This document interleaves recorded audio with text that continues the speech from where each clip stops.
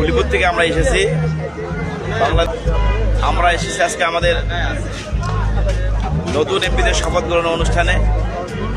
আমরা আশা করতেছি এই দেশটি আর নতুন করে ফেসিবাদের দিকে যাবে না, হত্যা জেল জুলুম আর হবে না।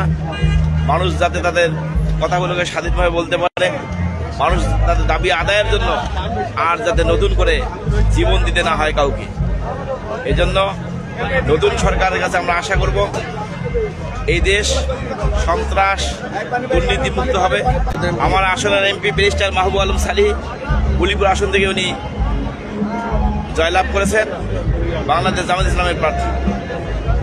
নতুন তরুণ এবং অভিজ্ঞতা সম্পন্ন এমপি। আমরা উলিপুরে উন্নয়ন ঘটাবো সেই এমপির দ্বারা।